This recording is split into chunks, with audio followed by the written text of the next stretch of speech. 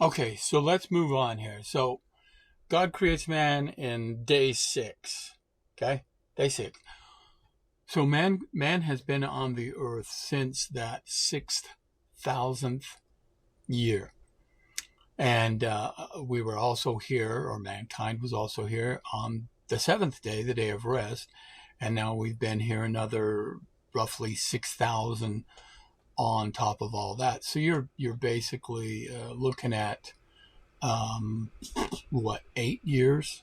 6 plus 2 is 8. Plus we'll be ending the 6,000 years soon and going into the millennium. So mankind has been on the earth all that time. Now, on the 7th day, when God rested, he rested from his work. That doesn't mean that he went into a coma or something like that. It just means that the creation process was over. The creation process was done. The plan is in motion, and everything is going like they want it to go.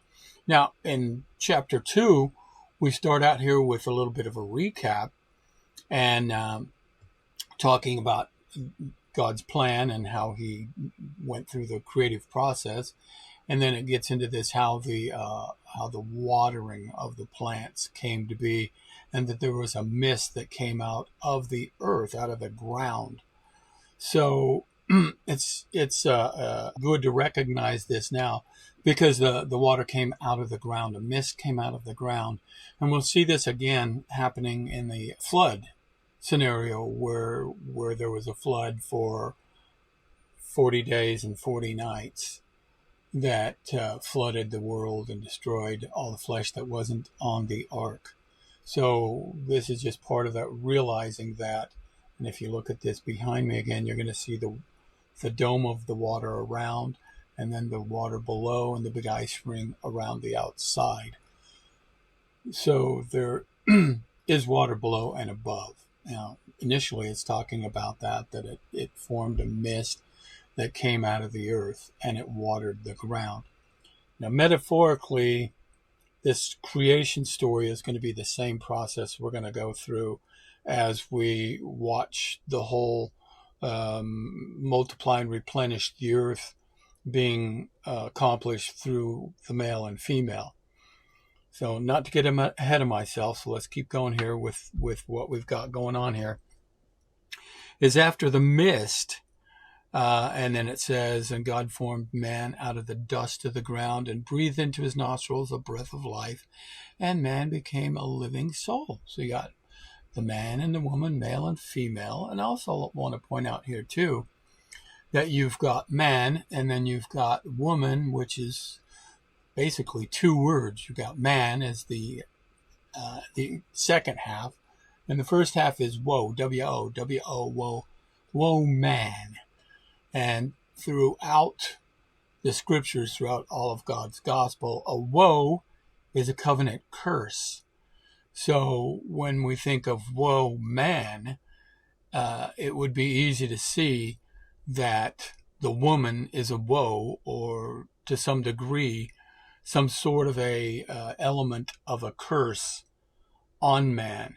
Now, all you women out there who are going to, throw up your arms and start accusing me of being a misogynist, I'm not. I just simply telling you the truth, and I'll explain that further as we go on, that especially in our world today, women really are a curse on men. And in the society now, and according to what the proper role of men and women is in relation to God's commandments, God's plan, and in the covenants, keeping the covenants that allow men and women to return to God's kingdom. So just keep that in mind, and we'll go into that more here in just a minute. But all throughout these lessons, that we'll see that not everyone, and I'm not saying not every female is a woe to man. I'm just saying that there are an awful lot. So you have to understand that. Speaking in generalization, general terms, and this is how it is that when you say, where have all the good men gone?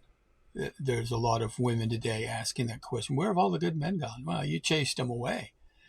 But it's not all good men have gone away. It's just kind of tongue-in-cheek. It's just an expression.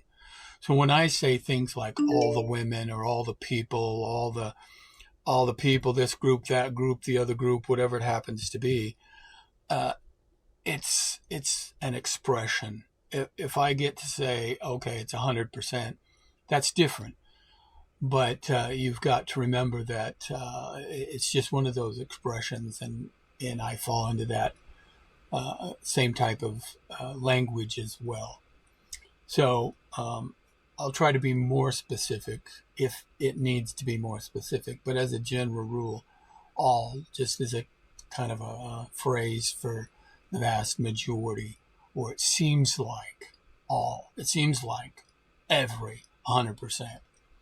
So anyway, not all women are a curse to their men, but the vast majority of them are, sadly. So, yeah, don't be mad at me. I'm just telling you, if you are a woman, then if you have any hopes of returning to God's kingdom, then you probably ought to listen up. And you probably need to be of the mentality of doing whatever it takes to change you to conform to God's plan. You don't get to change God's plan. You don't get to have some sort of a free pass.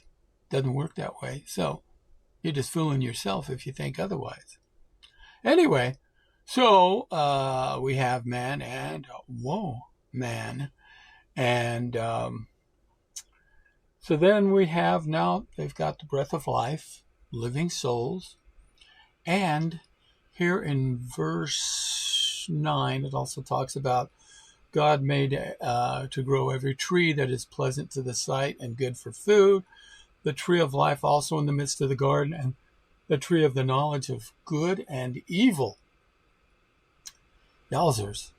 So we got the tree of good and evil, and there was a river that went out of Eden to water the garden, and then it was parted and it became four heads, which were the rivers that are talked about in the scriptures. I'm not really going to name them now because you can go look it up. But we get to verse 11, and it's talking about Pison, River Pison, that is it, which compasseth the whole land of Havilah, where there is gold. And the gold of that land is good. And there is bdellium and the onyx stone. And it starts talking about the other rivers. So here we are. We're between the first and second creation story, which they are two distinct creation stories. Creation story number 1, God creates male and female, man and woman, out of the dirt, out of the clay. And then he breathes life into them. And then we go into the story about the rivers and where this gold is. And it's not just any gold, it's good gold, which is a curious thing. So then there's more talk of the rivers. And then it says the fourth river is Euphrates. So I'm not going to mention all of them. But anyway, we've gone through the rivers. Now we're into verse 15. And then it says that God took the man and put him in the Garden of Eden to dress it and keep it. So he's in there being a gardener. And then in verse 16, it's interesting. It says, he commanded the man, saying, of every tree of the garden thou mayest freely eat, but of the tree of the knowledge of good and evil thou shalt not eat of it, for in the day that thou eatest thereof thou shalt surely die. So now he's giving him something to where there is going to be an immediate penalty for that. He says, in the day that you eat of it, you're surely going to die. So there's all these things going on. We've got all the whole garden, all the rest of the world that's been populated with trees and insects and animals and everything under the sun. And Adam's in the Garden of Eden, and he can't eat of a particular tree because it's got the knowledge of good and evil. And he says, and this gets important again, it is not good that the man should be alone. I will make him a helpmeet for him. So we went from from God creating male and female, breathing life into them, and calling the male man and the female woman. And now, here we are after the talk of the rivers and the good gold. We're back to the Garden of Eden and Adam's alone. What the heck happened to the first woman? So here he is alone, where before he had a woman with him. And God's saying, hey, he needs somebody to be with him. He needs a helpmate. So he says, I'll make one for him. He says, before he makes a helpmeet for him, he brings all the beasts of the field and everything before Adam, so Adam can name everything. Because once again, Adam is the apex. He is the responsibility and the one creation that is above everything on the earth. So he gets to pick the names for all the creation, all the animals. So he gives names to all the creation, the animals, the cattle, the birds, blah, blah, blah. And it says again, for Adam there was not found a helpmeet for him. So we go through process all these animals and creation and name everything, and nothing for Adam. He's got no helpmeet. So something has happened to the woman that was created initially. So God caused a deep sleep to fall upon Adam, and he slept. And he took one of the ribs and closed up the flesh instead thereof, and the rib which God had taken from man made he a woman and brought her unto the man. Okay, so now we have woman number 2. So he says, Adam says, this is now bone of my bones and flesh of my flesh. She shall be called woman. There, because she was taken out of man. So man was the source. And we're going to see that having that helpmeet is a little bit of a woe. And so therefore she's called woman. And then he says in verse 24, therefore shall a man leave his father and his mother and shall cleave unto his wife. Now, there really isn't a word in the Hebrew language for wife. It was man or woman. So it's really his cleave unto his woman. Because back in the days, obviously they weren't having sex until after they were married. So once the female became the man's, then she was the woman, and they were together, the man and the woman. And they shall become, he shall cleave unto his woman, and they shall be one flesh. Okay, now before we go on any further, we gotta identify this one major lie in all of Christianity, which is one of Satan's greatest deceptions is Christianity, and that is this whole Trinity thing, that you've got God the Father, God the Son, and the Holy Ghost are all wrapped up into one being. They're 3 distinct yet unified body. And the pathetic Christians will say, well, yeah, because God said that he and his Father were one. Yeshua, Ewa Jr., Messiah, said he and his Father were one. Let's see. They're one in purpose, one in mission, got the same name. To know the Son is to know the Father. But now we see the same thing happening here, where it says that a man shall leave his mother and father and cleave to his woman, and they shall become one flesh. Now, I've been to a lot of weddings, and I've been married myself, and never at any time did my wife, my woman, and I ever morph into a single body. We've always been two bodies.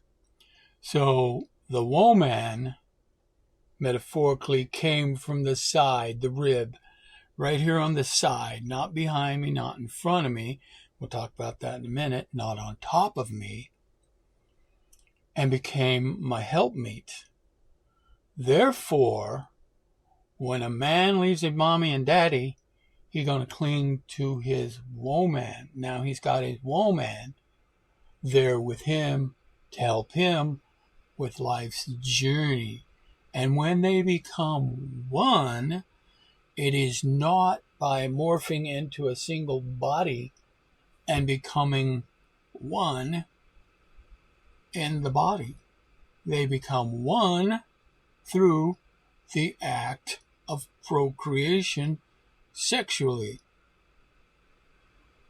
The man and the woman have the appendages or the orifices that are necessary for this to take place.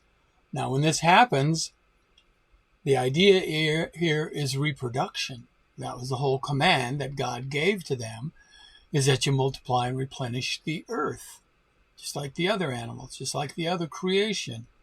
We got to populate the earth for a particular purpose.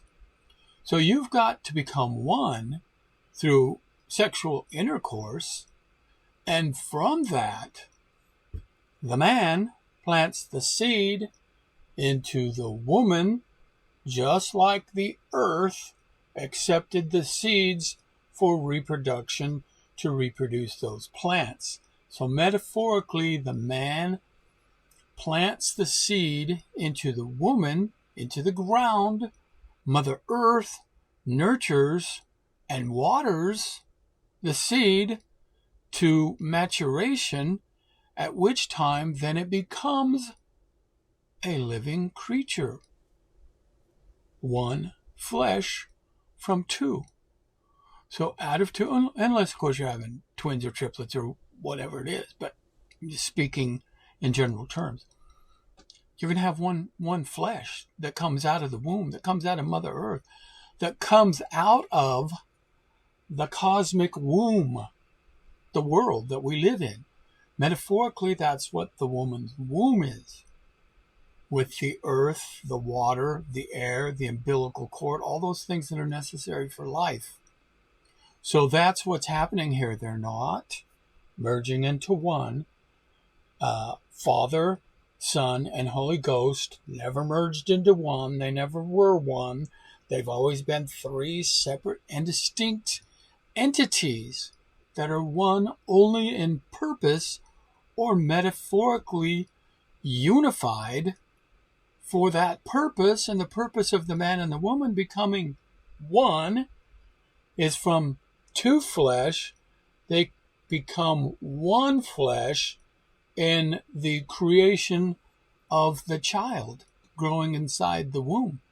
So this is the same thing that's going on here, because now we're saying here, this is the first instance of it. There's going to be more instances of this same terminology, this same speak, this same dialogue of people, multiple people becoming one.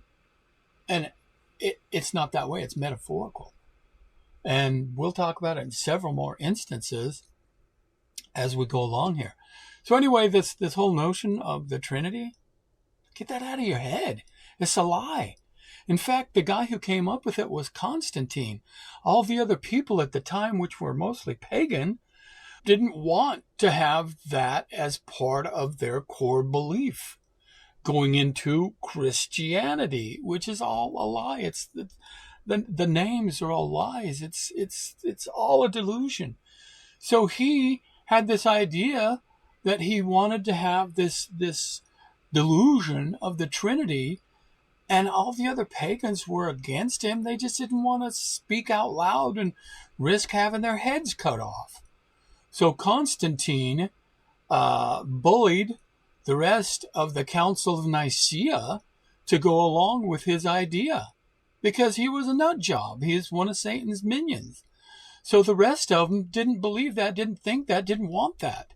But because he was the emperor and believed himself to be God, then they went along with it. And that's how Christianity came up with this. Now, Christianity, this is the birth of paganism.